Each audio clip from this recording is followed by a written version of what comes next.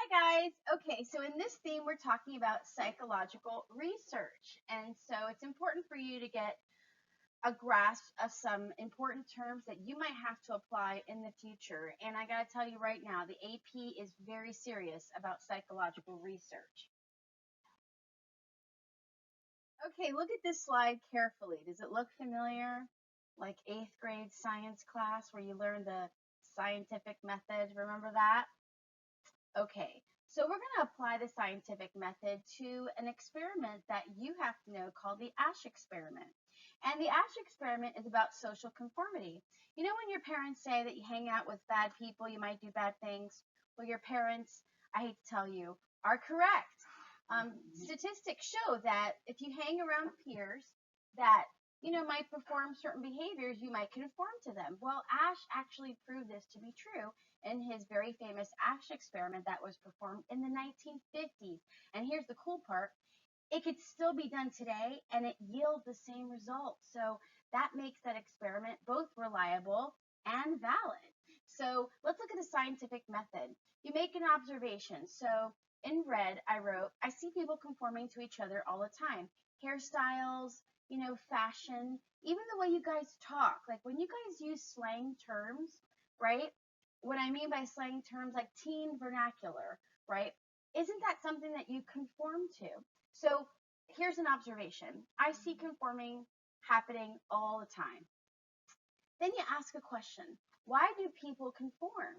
Can peer pressure cause you to conform? Is there like a cause and effect relationship? That's something that you might want to kind of research. And then here's a hypothesis. In school, if you had to choose ninth through 12th grade, who do you think is likely to have the highest rate of conformity? Were you thinking freshmen? That's what I was thinking. So, yeah, I'm thinking freshmen might be more likely to conform because they're going to conform to their older peers. That's a hypothesis. I believe that freshmen or younger kids might conform to their older peers. So I'm going to conduct an experiment. That's the Ash experiment. And then it'll either show my hypothesis to be proven correct or not. So speaking about conformity, do you think this slide is funny? Look at it carefully. All these tough looking guys with piercings and tattoos, and look, that guy's got a tongue ring and a nose piercing, and they all have this shirt that says nonconformist. Do you see what's funny about it? Why do people conform? Why do you do what other people do? Number one, maybe we seek approval somehow. Maybe number two, we want respect. Maybe number three, we have a need for guidance. It's a fact that humans are social critters, and this is why conformity is very much studied in our social psych chapter coming up in Unit 14. But we're talking about it now because there's an experiment that was done to prove this called the Ash experiment, and we're going to use it when we're studying and talking about research. Okay, so here's the experiment. I'm going to ask you a question. There are three lines. Do you see the comparison lines? Line 1, line 2, line 3. Which line matches the standard line? Look carefully. Okay, did you say line 2? Very good, because you are correct. Line 2 matches the standard line. Anyone with normal vision can do this. Would you agree? I could take this test and I can show my 3-year-old niece this test and she will be able to get it right. How come when college students were asked the same question, how come they got it wrong? I'll tell you why. Because 3 of their peers said the wrong answer on purpose. That's right. 3 of their peers said line 1 was correct. So then person B said line 1 with confidence. Person C said line 1 with supreme confidence. And then now it's their turn. They heard the answer out loud 3 times, and it made them conform and say the wrong answer on purpose. What would make you do that? It's just a bunch of lines. That's what conformity is. And that's what Solomon Ash did to people of all different ages, including your age, but also kids that are college and beyond, adults too. They conform. Come on, this is kind of exciting. So I want you to imagine, what if I pulled you out of class and 3 of your peers were standing in the hallway and they said the wrong answer out loud 3 times for you to hear, and now it's your turn? Would you conform? Would you say that line 1 was the correct answer when you know that it was line 2? What we're trying to see is if the peer pressure, the 3 people saying the wrong answer on purpose, will make you conform. Now, when we're talking about internal and external validity, we want to find out for internal validity if one thing causes the other to happen. Did those 3 people cause you to say the wrong answer on purpose? And then when you're looking at external validity, does this experiment reflect real life? Does it reflect real life? When 3 of your peers, they want to see a certain movie and you kind of don't want to see it, will you just kind of go along with it because, 3 against 1? Or what if 3 people are doing something that you ordinarily would not do, right? And then they're doing it, might it compel you to do it? Does this experiment, the ASH experiment, have both internal validity, one thing causing the other thing to happen, and does it have external validity? Does this experiment reflect real life? And consensus says yes, the ASH experiment does reflect real life.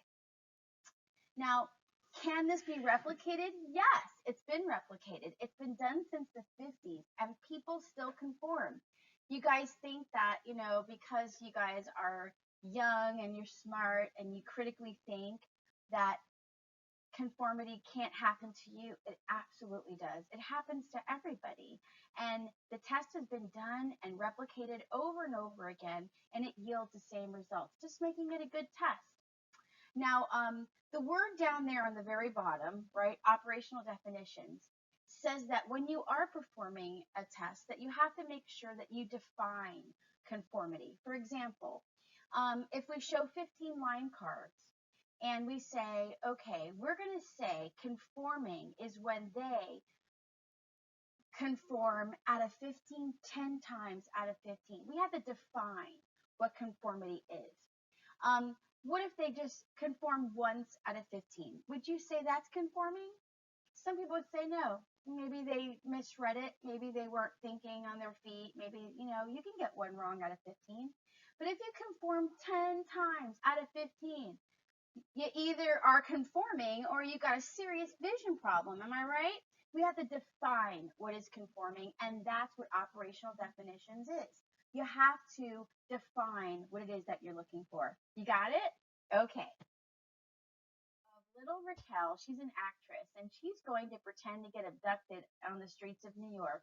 And we're going to watch and see how people do not help. And this is called the bystander effect. And my question to you is this. Does this experiment have validity, internal, external? And does this experiment have replicability? Can it be replicated? So watch it and think about those questions.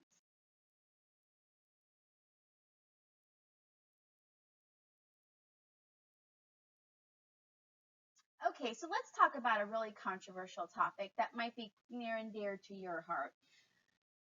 Do violent video games make you violent? What if you like to watch horror movies and kind of like violent TV shows that have like a lot of, maybe gun action? Does that make you more violent as a person? And this is a question that has been asked, well, since I was a kid, right? And that was like a gazillion years ago. There's a lot of questions about, does violent video games make you violent? And honestly, there's a lot of correlational studies that correlate, like maybe show a relationship between violent TV and violent movies and maybe a little bit of violent action. But can we say for sure that it's cause and effect? No, we can't. Correlation is not causation. Don't forget that. So if we wanted to make an experiment about this, how would you do that?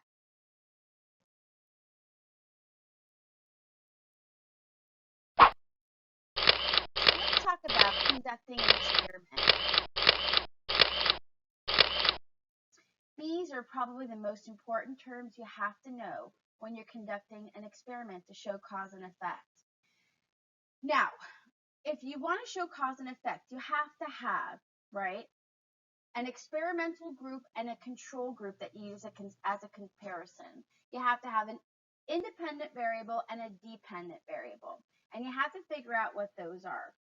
And also, you have to use strict operational definitions. You have to pretty much define everything. So let's circle back to what we were talking about before. What is violence? And if you're testing, does it make a person more aggressive? We need to define that. We need to define what aggression is. That's operational definitions. Now, if you're doing an experiment about do violent video games make you violent, right? Think about it. Read the definitions above on the slide. Do you see them? Read them. The independent variable is a factor that you're manipulating. The dependent variable is what you want to find out. So if you're testing violent video games, right, and you have a group that's playing violent video games, what's your independent variable? Did you say the games? That's right. It's the games. The games is the factor that you're manipulating.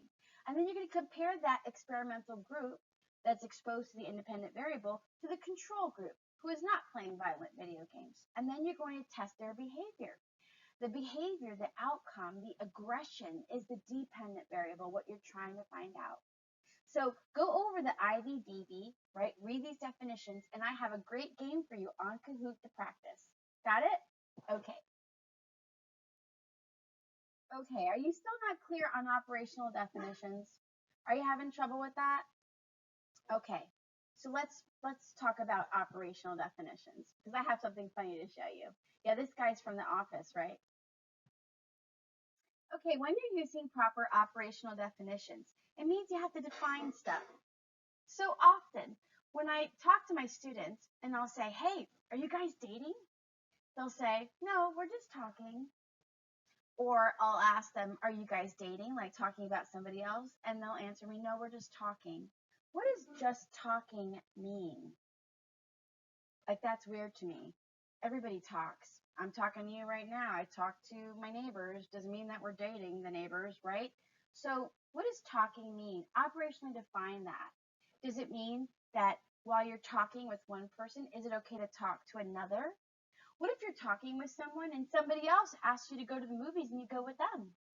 Is that okay? You're just talking. Like when is it, like is it mutual exclusive talking? Like you're only allowed to talk to this person? Are you allowed to talk to your cousins? Or just that one person? Do you see what I mean? Like it could be very confusing. If you operationally define talking, then it becomes more understandable. Got it? You have to be clear. And it's funny because I've asked students before, girls and guys, what is talking? And you'd be so surprised. They have completely different definitions of talking. It's funny because they're talking to each other. Don't make me laugh. It's so funny. Read this because this is 100% true. Read. Read. I know it looks like Dumbledore, but it's what's his name? Gandalf. It's not Dumbledore, it's Gandalf. But what he says is true. Read it. Read it. I'm pointing in the wrong way. Read it. Okay. This is a Spider-Man meme, and it's super funny. And I like his like pose. He's kind of like, so she says, "Don't call me anymore." So I go, operationally defined call. Don't call me anymore. Or a breakup. Operationally define a breakup. Does it mean you can still text me? Could you stop me in the hallway, say hello? Could you sit with me in the cafeteria and have lunch? When you break up, what does that mean? When you say, don't call me anymore, does it mean you could still show up at my job and say hello? Does it mean you could send me an email or, I don't know, hit me up on Instagram? What does it mean? That's operationally defined. Make strict definitions as to what you're talking about. And if it's true about this, it's true about experimentation, right? So let's circle back to your experiment on whether violent video games make you violent. You first have to define what is a violent video game, right? Is it Pooh Bear's Great Adventure? Is it Mario Kart 7? Because that can make you violent, seriously. Or is it Grand Theft Auto or Mortal Kombat? Like, which one is truly violent? You have to make that clear first. And then you have to look for what is aggressive. Grinding your teeth, does that count as aggression or violence? Pounding, throwing your controller, screaming, cursing. Is cursing violent? You have to kind of list it. And when you're doing a good experiment, operational definitions are key so that we can have proper replicability. Here's the same slide again. And in blue, right, if you notice the blue will have an example about what kind of an experiment, what the independent and dependent variable are. A continuous variable is like a category that has different degrees, like intelligence might have different degrees of intelligence. So just keep that in mind, continuous variable. Extraneous variables are variables that could make something go wrong in your experiment. And it could be a number of different things. They're also called confounding variables, things that can ruin your experiment. And that's why it's important to do random sampling and random population out of a random population. And we'll talk about that later. Now, sampling is very important because the more random the sample, the better off you are as far as having a good, accurate experiment that's both valid and reliable. Let's take the whole population, for example. When you get a sample from the population, it's like a microcosm of society.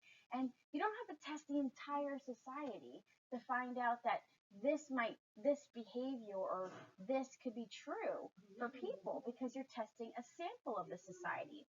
That's why random sampling is very important. Now, don't get random sampling and random assignment mixed up because a lot of kids often do. Random sample is when you random take kids from the population, but random assignment is randomly assigning who is going to be in the experimental group and who will be in the control group. They're very, very different. You don't want to select. Like, let's go back to our do violent video games make kids violent? Well, first of all, if you do a survey and you only survey kids that play violent video games, that's not a random sample of the population. You want to random sample the entire population, including kids that don't play violent video games, right? That would be more random. Now, if you want to randomly assign, you don't want to just assign kids that play Grand Theft Auto or they play Mortal Kombat, or you can tell I'm old school, right? Because I don't know any other violent games. But if you play those games, right, and you only test those kids that usually play those games, you're not going to get a real accurate reading as to whether or not video games make you violent. That's why random assignment is really important. It should be randomly generated who's in the experimental group and who's in the control group. Got it? Okay. Okay, this slide is talking about single blind versus double blind. I'm going to give you an answer to a test. Are you ready?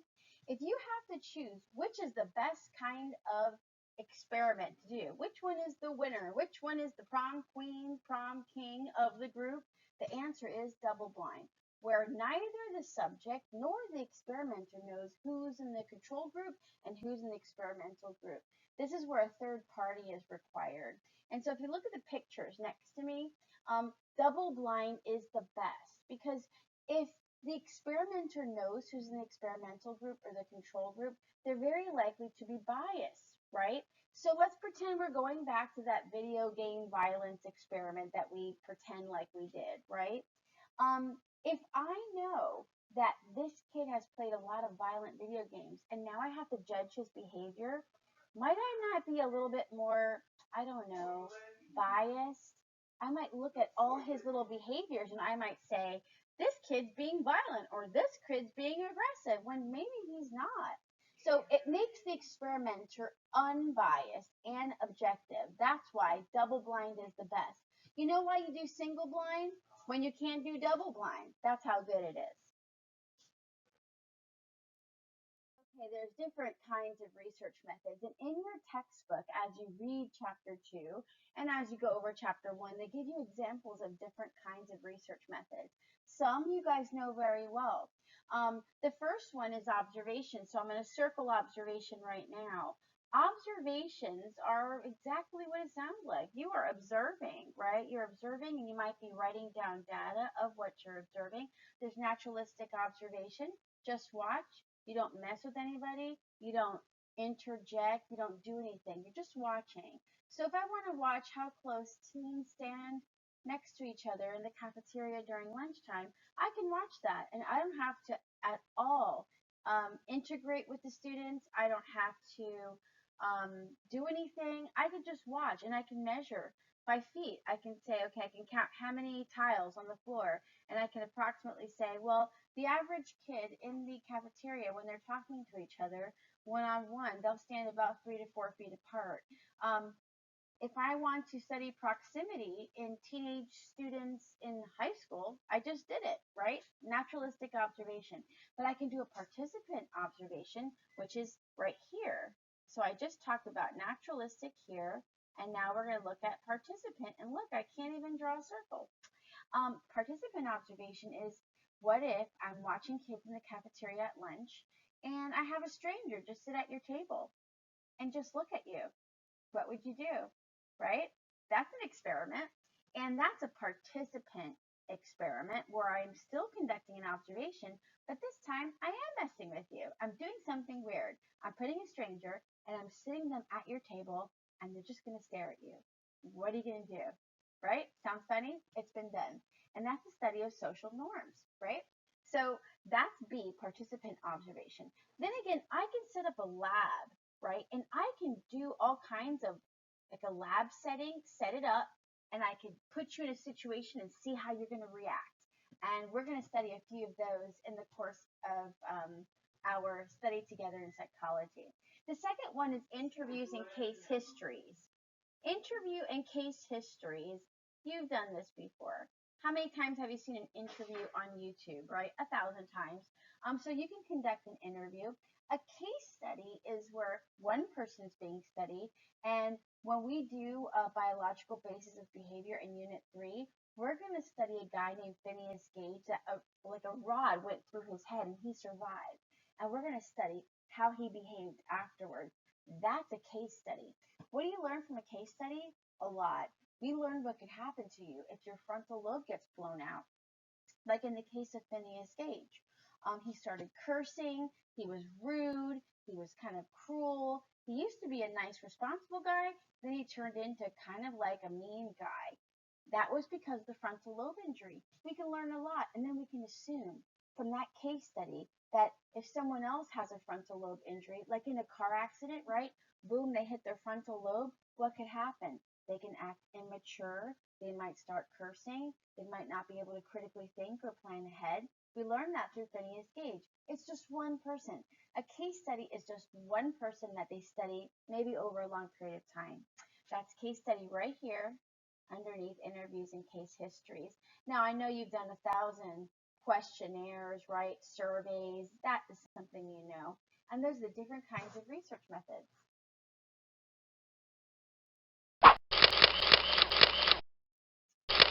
See that word? Correlation. Correlation is very important. Correlation means relationship. It doesn't mean causation. It doesn't mean that something caused something else to happen. You can do a lot of correlational studies by using case histories. You can use questionnaires and surveys to correlate that variable A, right, has a relationship with variable B. And correlation is very, very important. There's degrees to relationships, and that's where the numbers come in. There are 3 numbers that you have to memorize. 0 means that there's no relationship. 1 means there's a perfect relationship between 2 variables, and -1 means to have an opposite relationship between 2 variables. Let's talk about money and problems. Ready? Okay, here's a correlation between money and problems. If money has nothing to do with your problems, that's a correlation, a coefficient correlation of 0. There's no relationship. But, now watch my hands, right? Money, problems, right? When you have lots of money and it gives you lots of problems, see my 2 hands going up? That's a positive correlation, right? And if it's perfect, it would be a coefficient correlation of 1, right? Money, more problems. But if it's the opposite, right? More money, less problems, right? One hand goes up, the other hand goes down. That is a coefficient correlation of -1. It has an opposite relationship, right? More money, less problems. So remember that correlation doesn't mean causation. It doesn't mean that money caused the problems. It means there's a relationship between money and problems. Got it?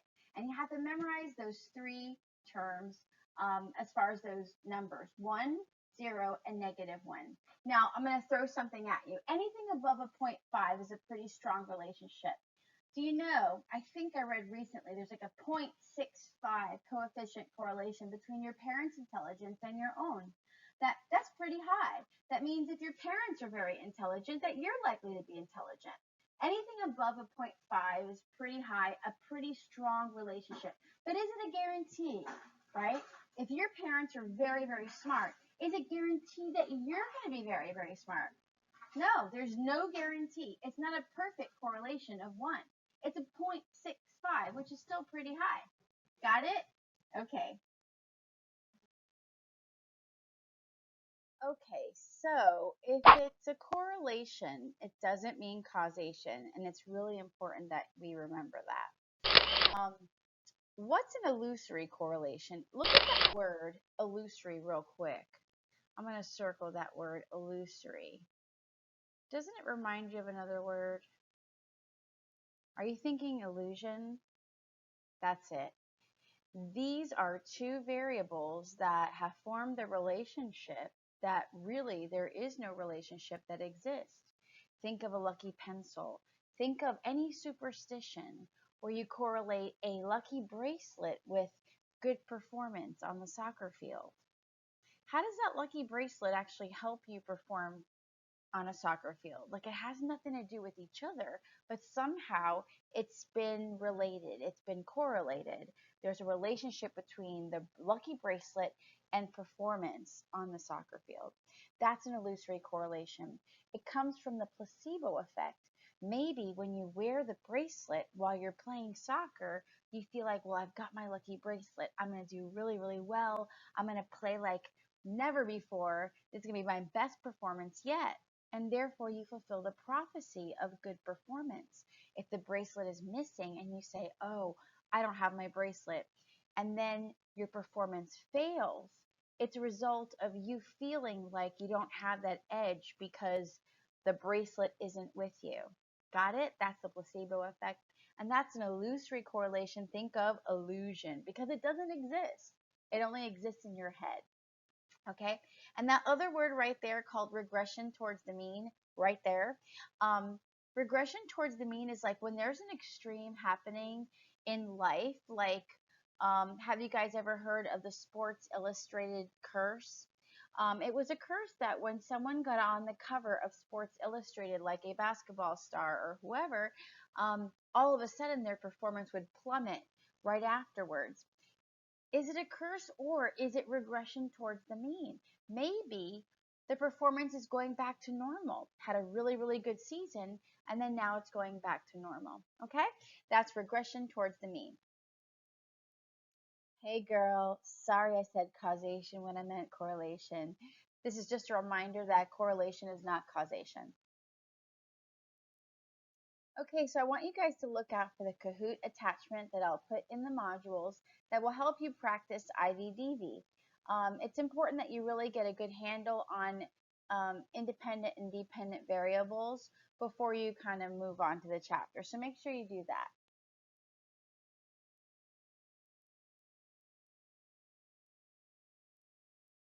This here is a supplemental video that talks about experimental research, so take a moment and view this too.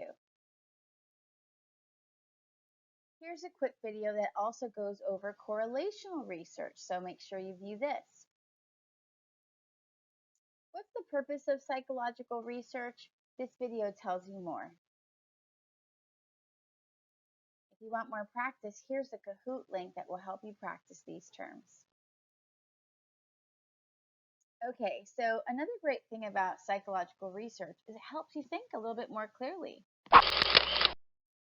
These are traps. traps in problem solving and traps with intuition.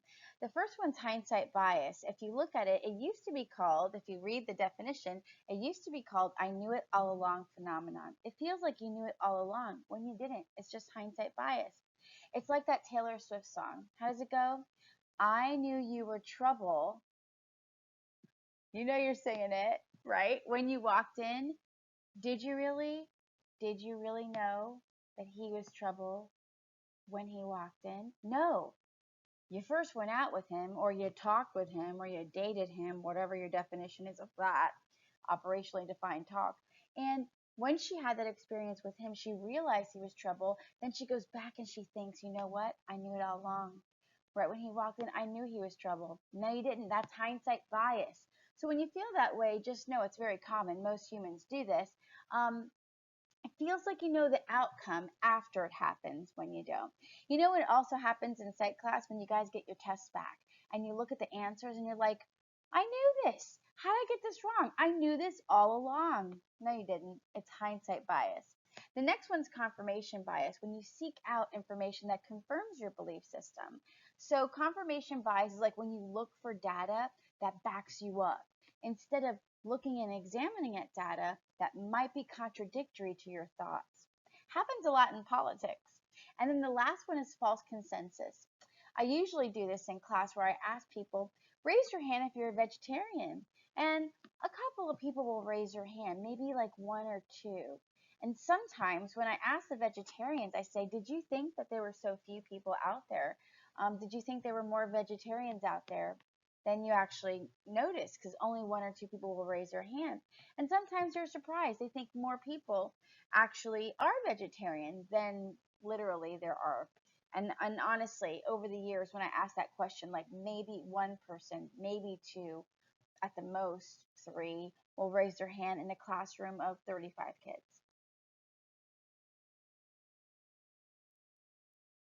Okay, this is a crash course video that goes over all these terms, so take a look at it. It's good supplemental information. Okay, so let's talk some numbers, shall we? Okay. Statistics. In the textbook, in the Myers textbook for psychology, you're going to be given all kinds of statistical likelihoods, and they'll say it like that. They'll say there's a blank statistical likelihood that these two things would happen, etc. You have to remember that probably the most important aspect of statistics is the normal bell curve. It kind of explains life. Most things happen along the average, few things happen in the extremes. And right in front of you, you're looking at a normal bell curve. I have A and F on the edges here. I'm going to point them out, A and F, A and F. Let's talk about grades in school.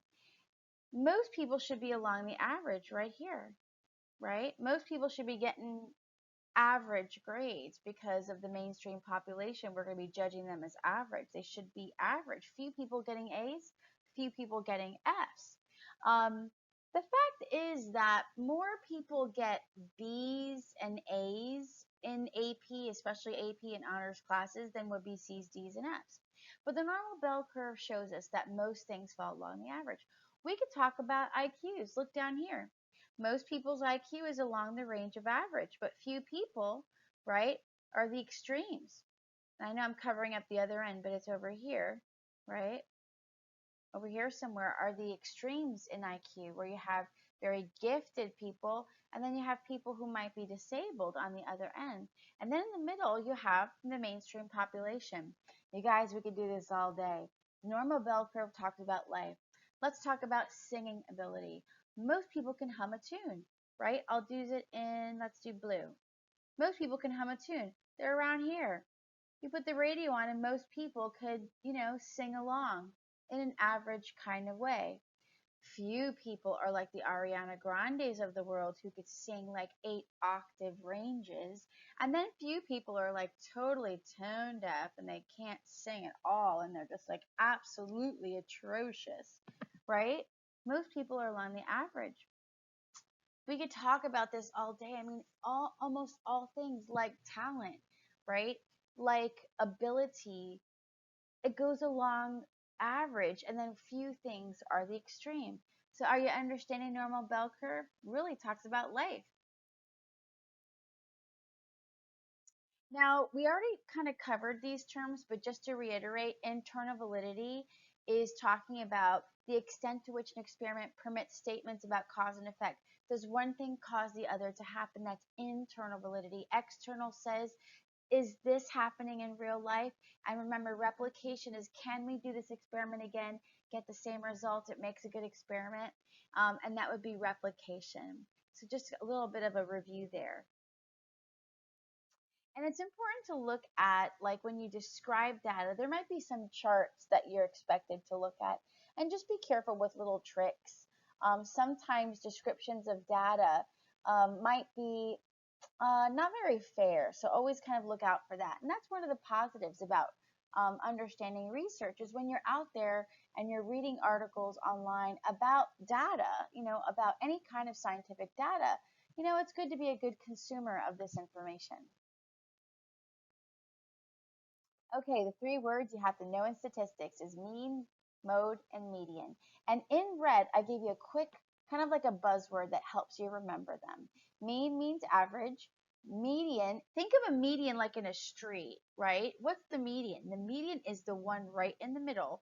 And then the mode is is the data that happens most often. So think of MO for mode, MO for the most. And maybe on a test, you might be asked to give the mean, the average, which out of a line of numbers is the median, and which one is the mode. And you know what? It's kind of good to maybe commit these to memories right here. Commit these to memory right here. The 68, 95, 99, 99 list of numbers there. And know that range is the difference between the highest and the lowest in a score of distribution. And what is standard deviation? It's the average difference between each of these and the mean.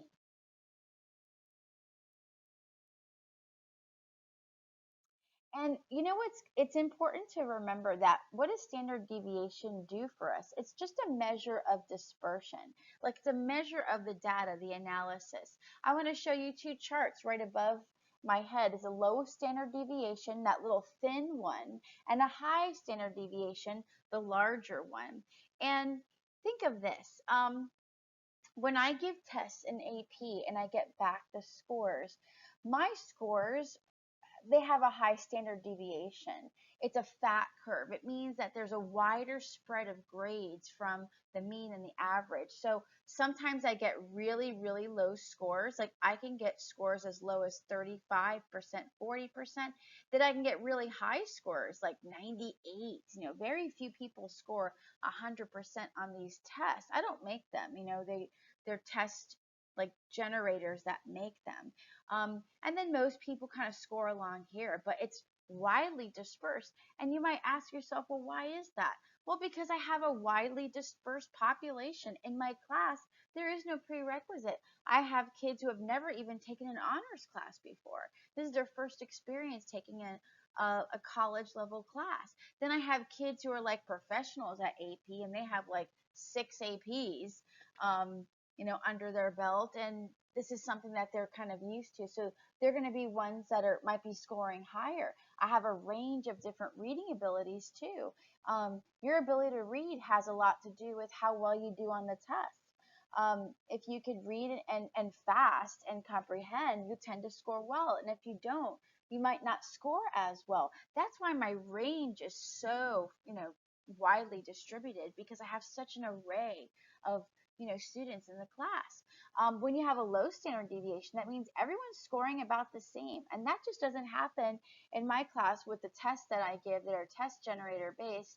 I have a wide distribution of grades. So that mine has a high standard deviation. And these are showing you the left skewed or negative skewness or the right skewed or positive skewness. And if you look at the right skewed over here, you got to remember that the majority of scores are below the mean, right? If you look at the mean, the majority of scores are below the mean. And then the left skewedness is the majority of scores are above the mean.